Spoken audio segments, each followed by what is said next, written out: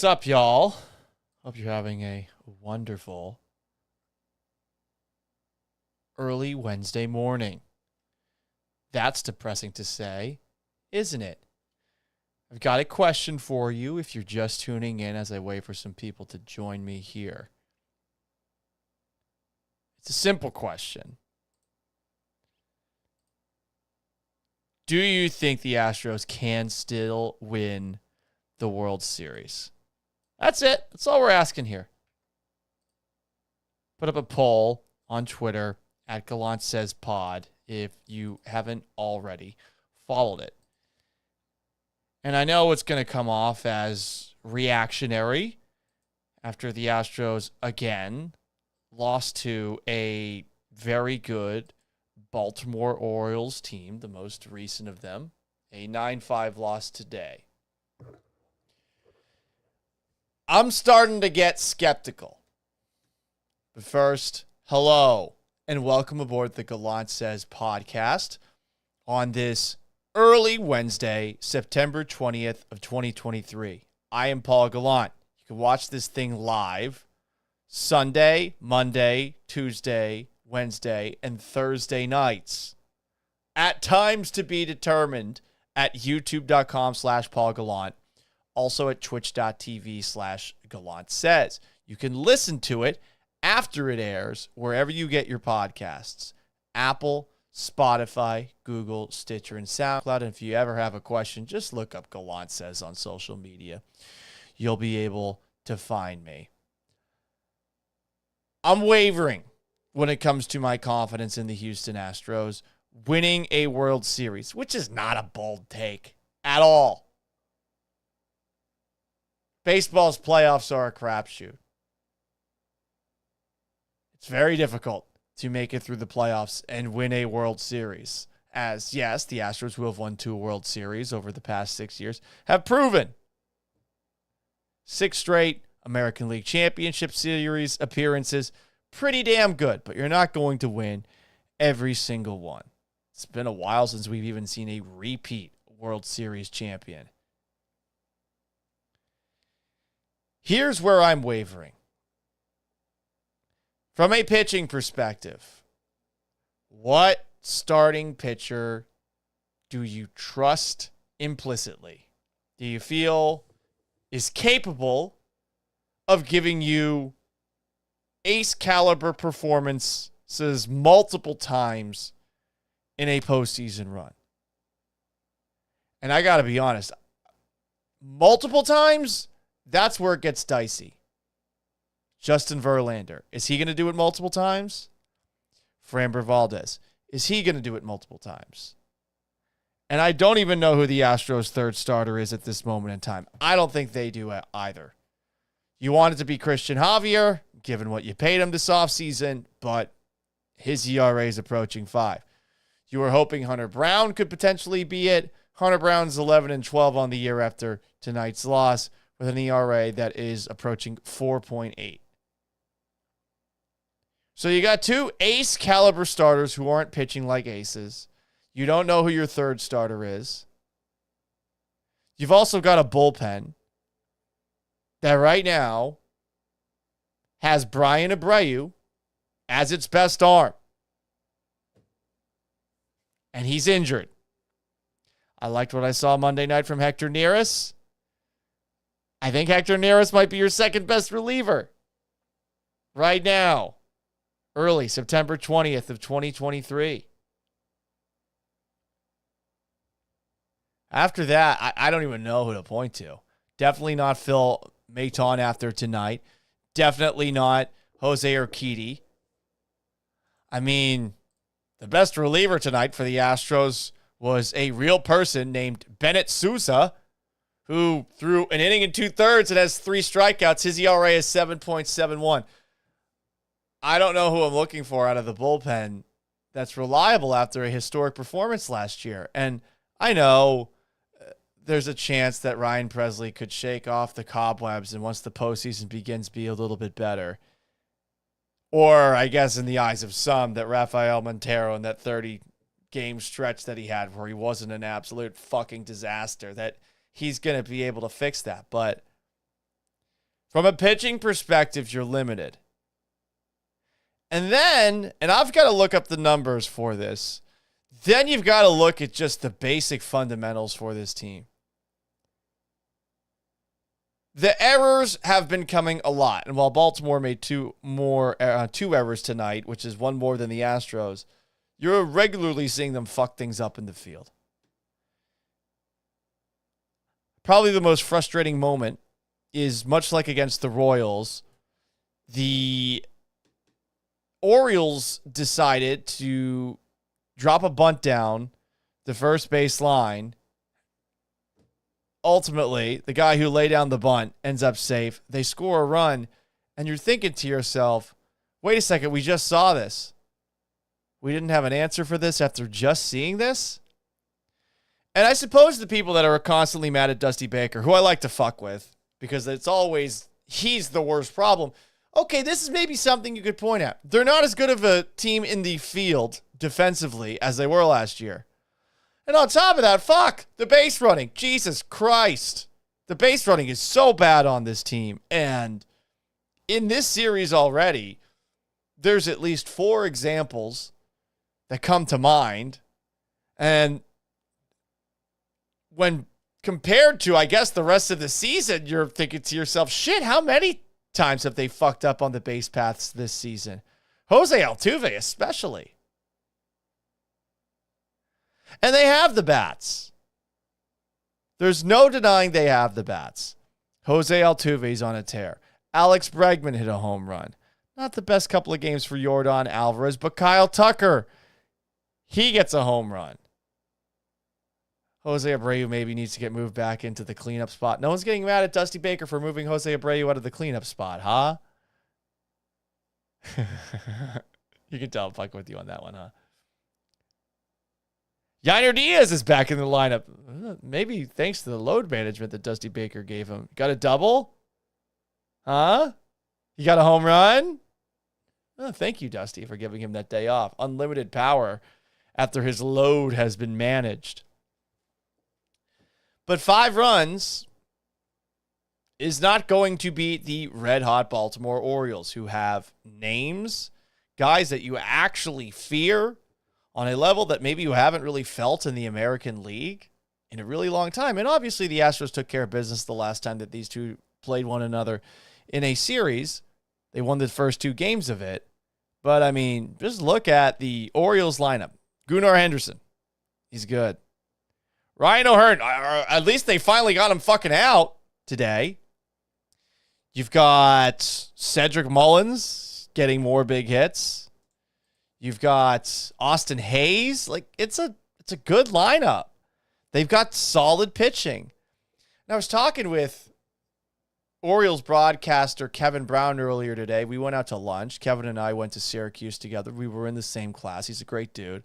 And I was asking him about that champagne party that we saw the Orioles have after clinching a playoff spot. And I had a little bit of fun with it on my radio show on Monday, saying to myself and to everybody listening, hey, maybe they should wait until they won the division. Well, per Kevin, they didn't drink any of it.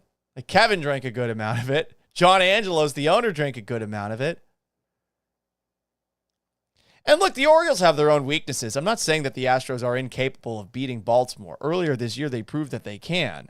I think that Baltimore bullpen is not as good as the statistics indicate, as the Astros proved.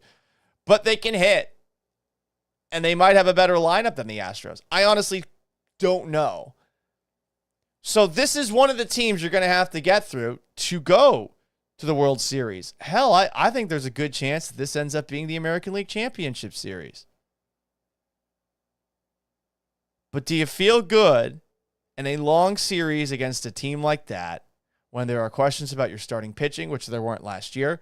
There are questions about your bullpen, which there weren't last year. And there's questions about just the basic fundamentals of this team, the fielding, the base running. Me, right now, I'm wavering. I'll admit it. And I don't have the chutzpah, the balls to actually say, yeah, they're not winning the World Series this year, but fuck, I am close. I am so close. I might even do it on the radio show tomorrow. I'm not 100% sure. Let's take a look at some comments here. YouTube.com/Paul Gallant. Heidi comments, we keep waiting for the Astros to make a run, but it never happened. This team just isn't very good. You are what your record says you are. I know that's a tired trope that you hear from NFL coaches in particular, but the Astros, in a more competitive division this year, are 84-68. That's just half a game up on Texas. That's just half a game up on Seattle. That is technically half a game back of the Toronto Blue Jays, who have won 4 in a row all of a sudden. And that's not the Orioles and Rays, who are atop the American League East. Heidi continues saying, hope they have a short playoffs or no playoffs, get the extra month of rest, drop Dusty, make some good deals, and come back stronger in 24. I think a lot of you believe that getting rid of Dusty Baker is going to change things for the better for the Astros. And maybe it does from a day-to-day lineup perspective. I know a lot of you guys get pissy at his lineups every single day. I've been having some fun with those people because I think you're a little bit too sure of Dusty Baker being the biggest problem for this team. But say they bring in somebody else. What if that guy sucks? What if that guy is doing the same things? What if maybe there's a directive from upstairs? And it doesn't seem like there is. It does seem like Dana Brown's been asking some questions about Dusty Baker's day-to-day lineup management. But what if the guy you bring in afterwards isn't as good? Or is a vibe killer? Because after somebody like Dusty Baker, who's older, sure, but like jovial and gets along with everybody, do you have to go with somebody who's completely different? Sometimes that works out horribly. AV Lieberman says, I don't think they make the playoffs. One of my friends was saying the same thing today. And I know there's a little bit of Houston battered sports fan complex that I guess forgets the last 6 years has happened. I still feel really good about their chances to make the playoffs. Yeah, Toronto as that extra wild card team is making things a bit tricky. And obviously, they had the A's and the Royals. They should have gained ground on those two teams when they played those two teams last week. That's a fuck up on their end, and it might end up costing them. And I know the people that don't like the lineups that Dusty Baker has, they're the ones that are going to say, well, where's the sense of fucking urgency here? Why don't you have your best players, your best hitters specifically, when the offense is the strength of your team, why don't you have them out there every single night? And I don't really have a good counter argument for that. But I think that the last 10 games of the year, where the Astros do control their fate against the Mariners with those 3 games, and Texas and Seattle play each other 7 times in 10 games, I do think this is going to work itself out, where at the very least the Astros have a wild card berth. And I still feel pretty damn confident that they're going to win the division. But I don't think I'm quite at a 10 anymore. I think I'm at a 9.5 out of 10. JR on YouTube says, Baltimore's going to be the new Astros. Makes me very jealous. What are you jealous of? You just had this run. Don't be jealous. And I don't think it's done for the Astros either. I don't think it's quite done yet. On twitch.tv/Gallant says, Waka Flocka Bucks says, we still winning it all. I hope you're right. I'll be honest. My confidence is wavering. Avi Lieberman asks, do you think the pitchers are just gassed? It could be that. I know I've heard that, they've played all these postseasons in a row. They might be just tired. Sure, that could be something. The Astros are so fucking secretive with the way that they disclose injury information. So I think it's going to be hard to determine what the hell's going on that front and get it on record. But I suppose that's a solid argument. More than anything, I think just pitching is hard to predict year to year, and specifically in the bullpen, as you're seeing with Ryan Presley and Rafael Montero, who look like they have maybe not dropped off a cliff, but they don't look dominant, that's for fucking sure, and give you anxiety when they're out on the mound in a close situation. Mark Bogle says, Javier to fight up off the sweep doesn't boost my confidence. No, it doesn't. Team needs to wake up. Who could give the team meeting now? Who could do that? Who could hold a team meeting? Oh, fuck. Maldonado's done one. Verlander's done one. Do we want to go up and down the Astros roster? We'll just look at the roster. Can this person give a team meeting? There's also the added dynamic of, I'm not sure which of these players are comfortable speaking English. Obviously, a lot of them speak through their interpreter. Hunter Brown, no. JP France, of late, no. Kendall Graveman, no. Christian Javier, no. Definitely not Joel Kuhnel, not Phil Maton. Fuck no to Rafael Montero. Hector Neris. I'd listen to Hector Neris after that strikeout on Monday night. Ryan Presley, no. Bennett Souza, no. Jose Urquidy, no. Framber Valdez, maybe. Verlander's already used his. Yainer Diaz doesn't play enough. All the Dusty Baker people that hate him are probably shaking their fist at me right now.